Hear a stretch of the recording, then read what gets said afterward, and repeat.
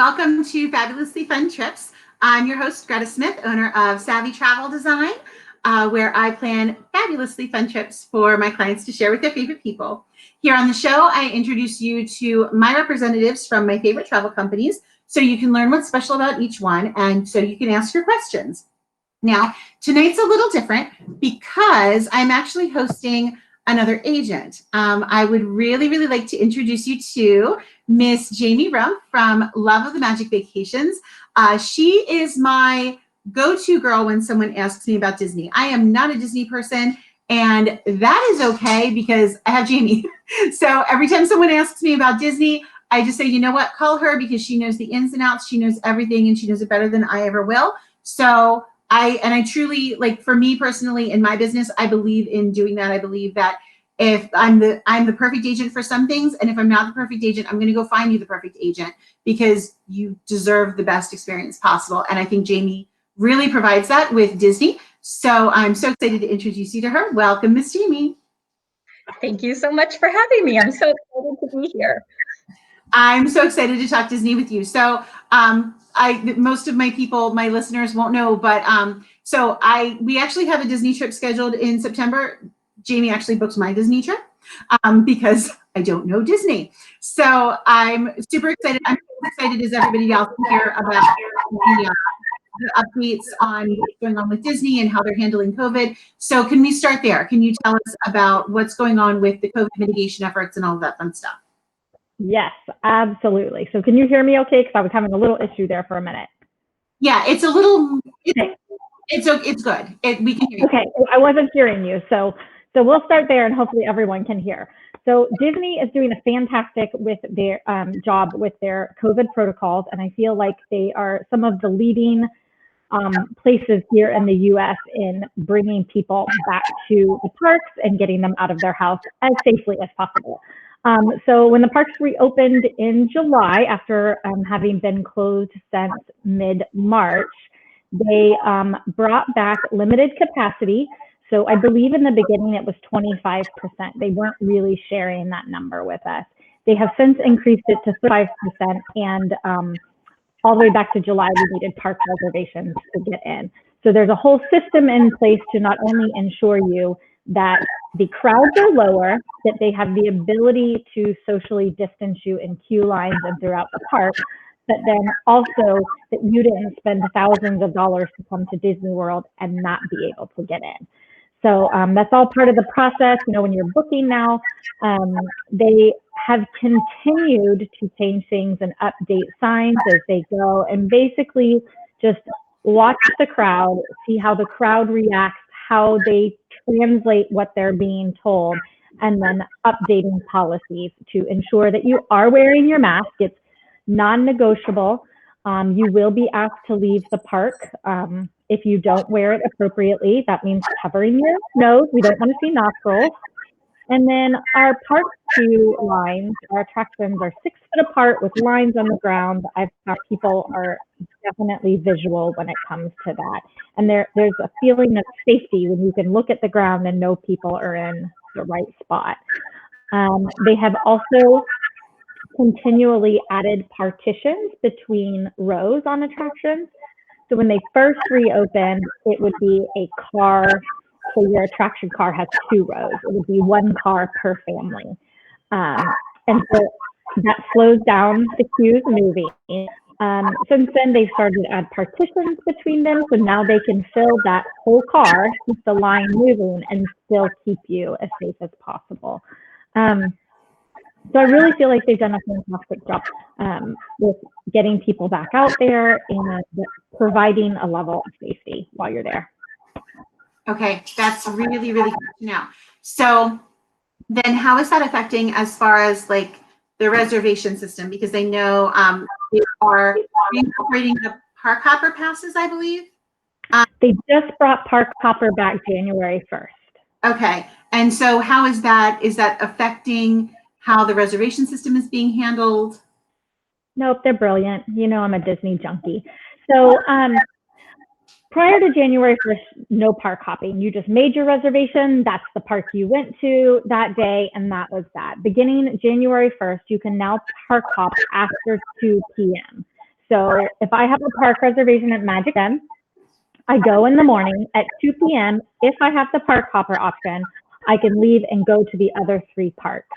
Currently, there is a park capacity hotline that you can call, which seems somewhat antiquated to me, that you have to pick up the phone and call. But that's the option. And then it will tell you which parks are at capacity. Thus far, we have not had any issues with park hopping. We are in a slower season of travel right now, not just because of COVID, but just standard travel periods.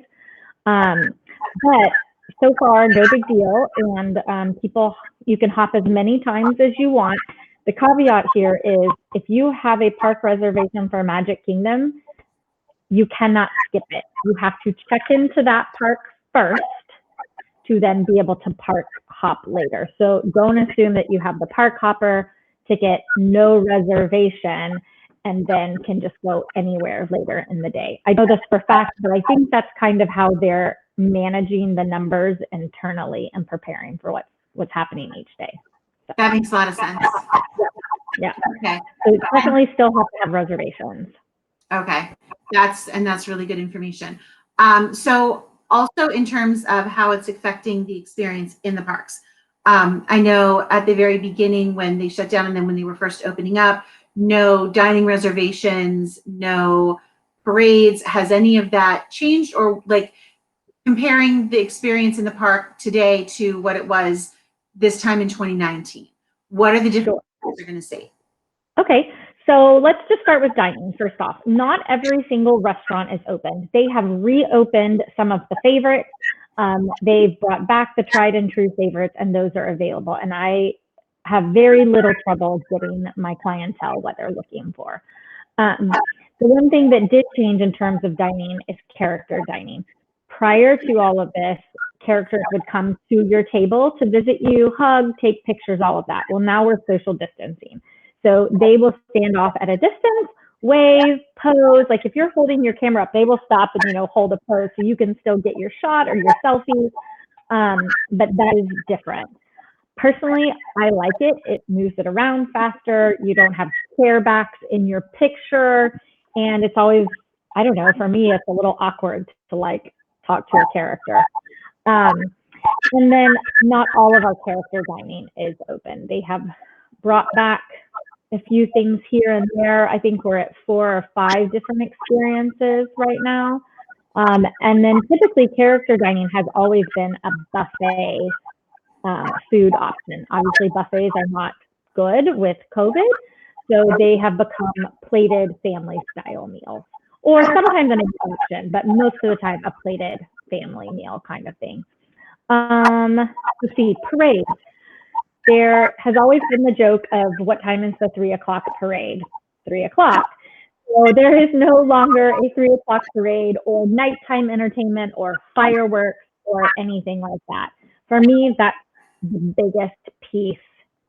I could say missing, but I'm going to call it different because they've adapted some things. So throughout the day, parades are mostly at Magic Kingdom in the last 4 or 5 years.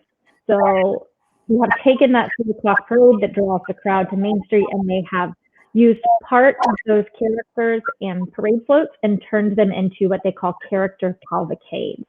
So they run the same parade route, and then no announcement times, nothing's published, but then 1 or 2 floats will come through the parade route and basically just catch you off guard. So if you hear the music change in the park, you know something's coming.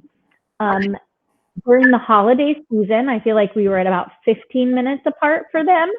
And so they were pretty often. I was just in Magic Kingdom this week. I feel like they were spaced out a little bit more. Again, crowd lower. I don't know that for a fact. I didn't put a timer to it. It's just kind of the vibe I got. No fireworks. Those still have not come back. And truthfully, that's probably the piece I miss the most. Park hours have started to extend later and later in the evening, which is a good thing. That means that they have crowds to take up that time and still have things that they want to complete in the park before leaving. There have been some little fireworks kind of shot off I'm trying to remember what it was. Holiday season, there was something where occasionally you'd get a local firework, but not scheduled, not guaranteed, nothing like that. So, Okay. yeah. So since you had mentioned about holidays, I know there's usually Mickey's Not So Scary Halloween Party, or there's the Christmas party. Are they still doing those? So they canceled them last year. We didn't obviously even get into fall season. And so those were canceled, I think midsummer-ish is when they were like, yeah, this just isn't going to work out. So we have not heard any announcements about Mickey's Not So Scary Halloween Party or Mickey's Very Merry Christmas Party for 2021. However, it's still too early in the year. They will typically release those things just right around spring break, right after spring break. So doesn't mean anything at this point. Never say never, right? We wouldn't expect to see those published yet anyway. Okay, so we wouldn't have the dates for that anyway. Yeah. No, even if life were normal, we wouldn't know when they were scheduled. We could have a very good idea because there's some consistencies there, but it's not out of the norm to not have it published at this time. Okay, that makes sense. How about shows? I know I have a former dance student who was in a show at the park when everything shut down. So I know that there was a lot of disappointment about they weren't bringing shows back right away. Is there a plan there? Have they reopened any of that?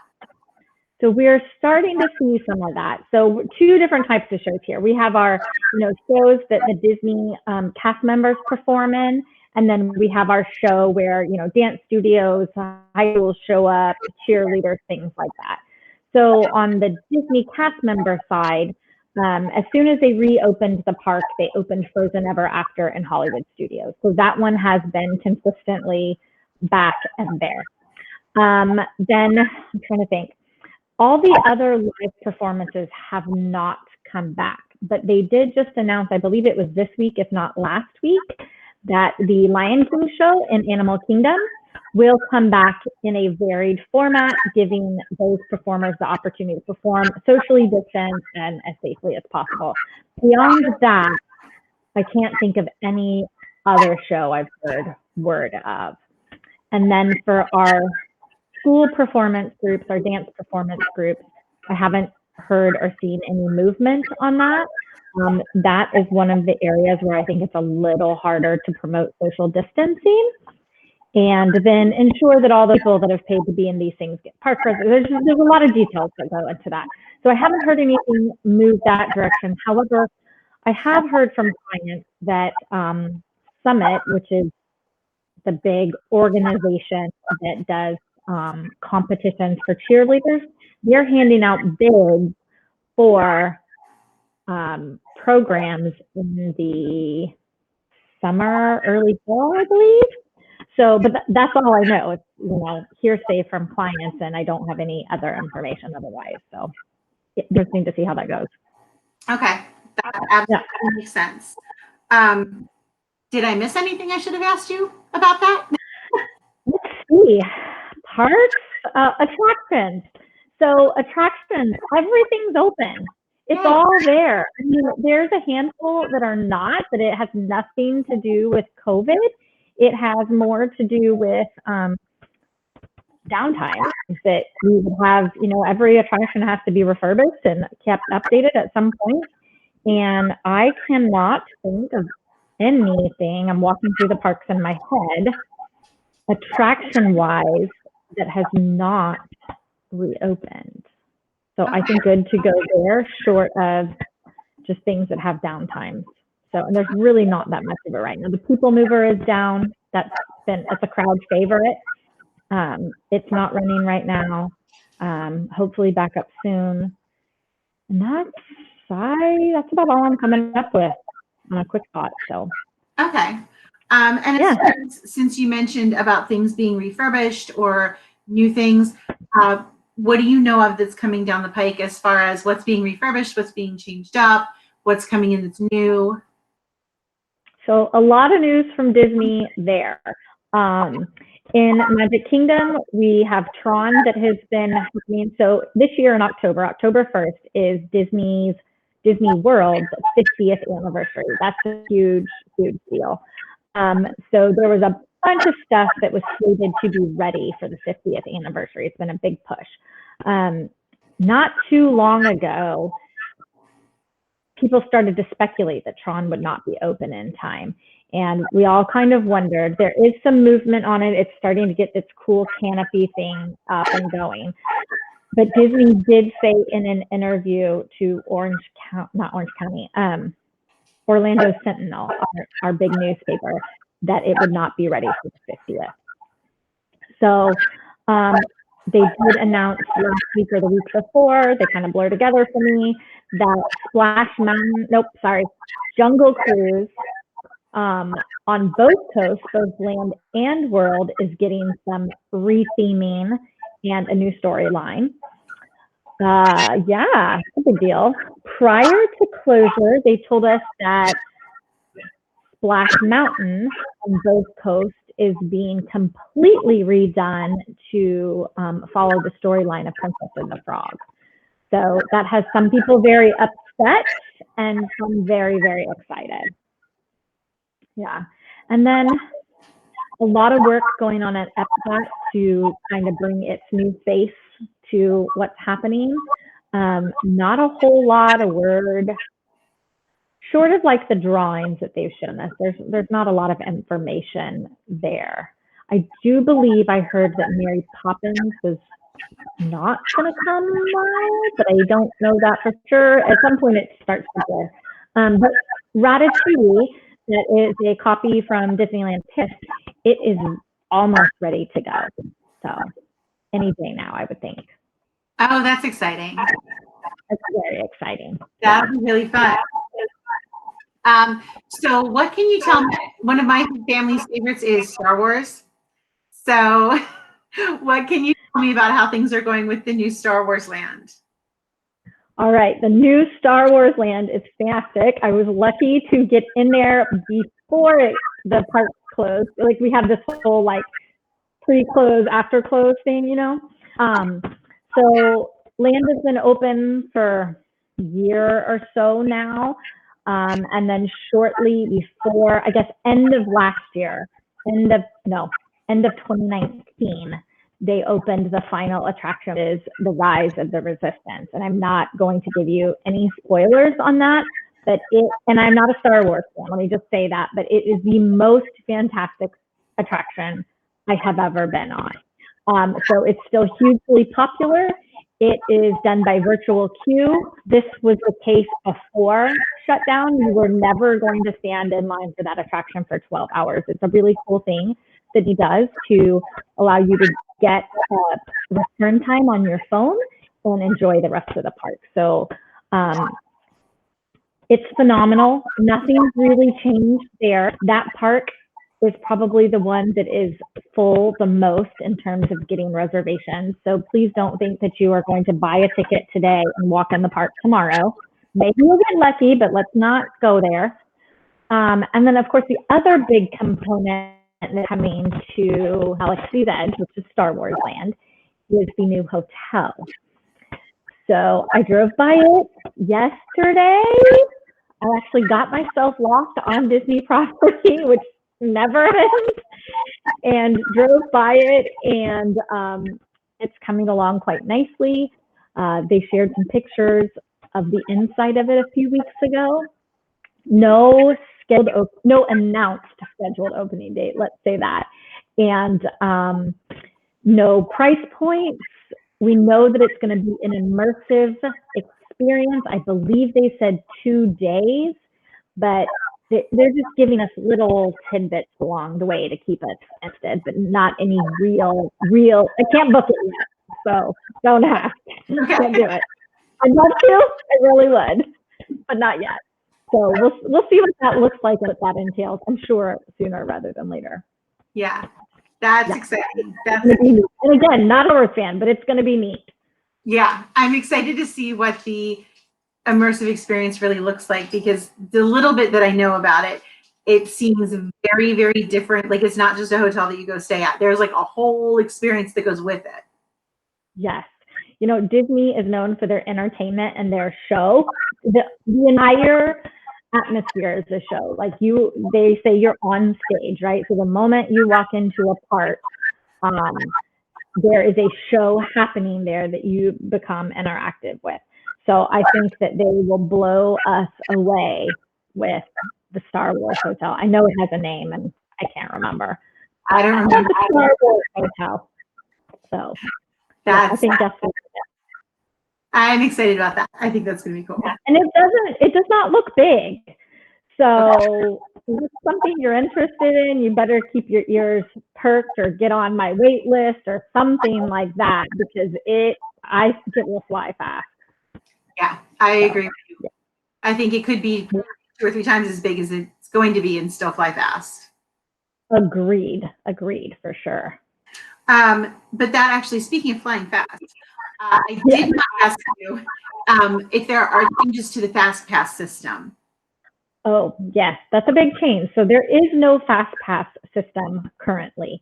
It has been pulled, not available for anything. So it's a walk up and enjoy the attraction that you find.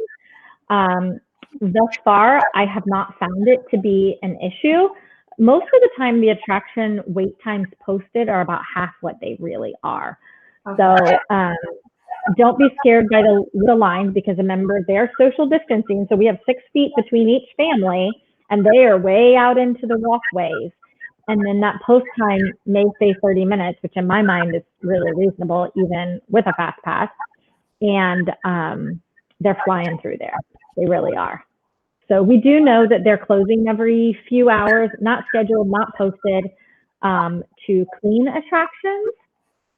So I don't know this for a fact, but I feel like they kind of put in some of that buffer time, because if you get in line and it says 15 minutes and then you're at the stopping point to be cleaned and they need to add 20 minutes, that's now 35 minutes. Well, Disney aims to, I always get this backwards, under promise, over deliver.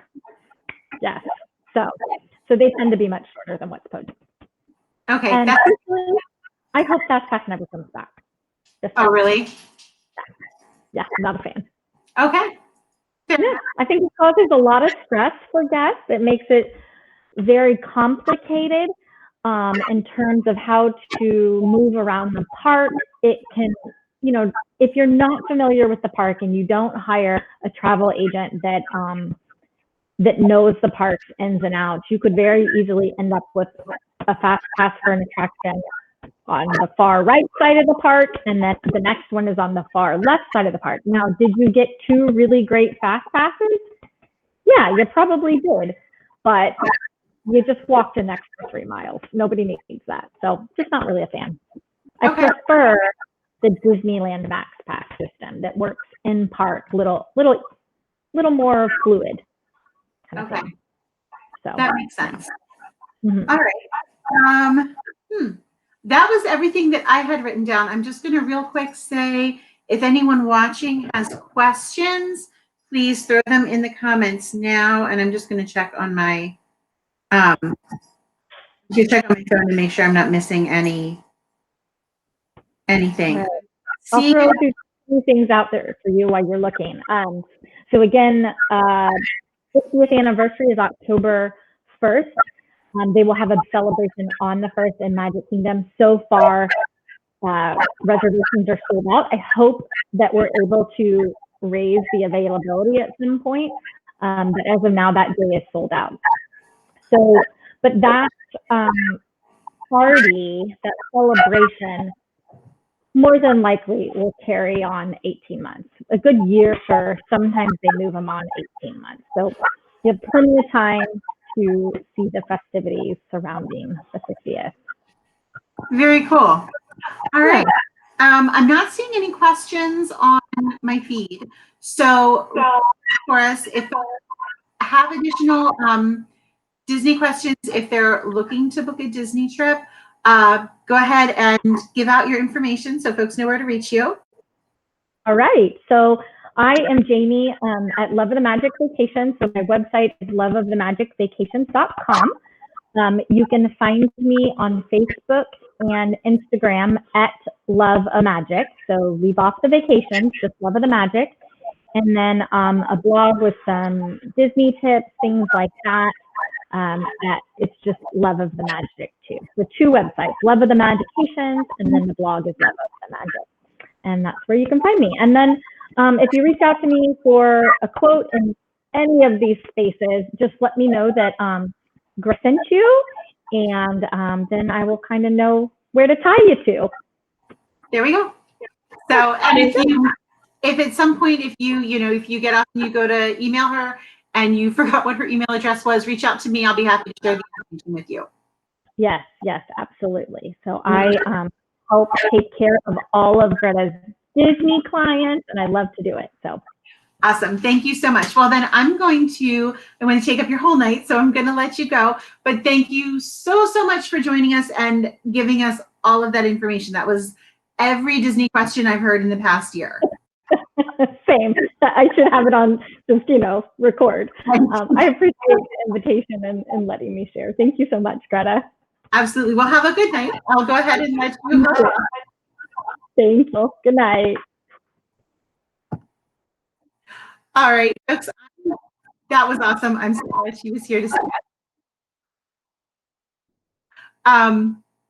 So real quick before I pop off here, I have just a couple of quick little housekeeping things. Next week, I will be having my representative from Club Med come on. And the reason that I asked her to come and talk to us is because Club Med actually runs one of 2 all-inclusive resorts in the entire United States, and it's the only one that caters to families. So since our travel opportunities are pretty limited right now, I really wanted to give you a chance to hear from her that way, and just be aware, because I think Club Med sometimes gets lost in the shuffle, and it really is a unique property here in the United States. So I'm really excited for you to listen to her and hear about what Club Med offers in Florida.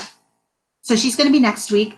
Throughout the rest of the month, I also have my representative from Princess Cruise Lines coming to talk about Alaska. And I have one more, and I'm going to have to let you know, for some reason, the 3rd week of the month is escaping me. So, but those are the first 2 weeks coming up in February anyway, is Club Med and then Princess Cruise Lines. And I asked my representative to talk specifically about Alaska in 2022. So he'll be talking about some of the things that they're going to be including in the Alaska season next year. So I'm really excited about that one as well. Real quick, I'm going to go ahead and give you the travel tip for the week, and then I'm going to bounce. My tip this week is that if you are traveling with a significant other or with a friend, I recommend that you take a couple of items from each of your suitcases and mix them into the other person's suitcase. So maybe like an outfit, maybe, your comfortable pair of shoes, pop them in your friend's bag. Because that way, if one of you happens to have your luggage lost, then at least you each have something until the luggage can be found. And that'll help get you through 24, 48 hours, especially in the future once cruising starts again, especially cruising, because they can't get your luggage to you. It's not like they're going to helicopter drop it. So they can't get their luggage to you until you get to the first port. And sometimes that might be 2 or 3 days out, depending on where you're going. So just a quick tip to kind of help you survive if your luggage wanders off on you and, you go to Bangladesh and it goes to Belarus or whatever. So that's my tip for the week. I am Greta Smith with Savvy Travel Design, and this is Fabulously Fun Trips. And until next week, I wish you love, light, and vacation daydreams. Bye.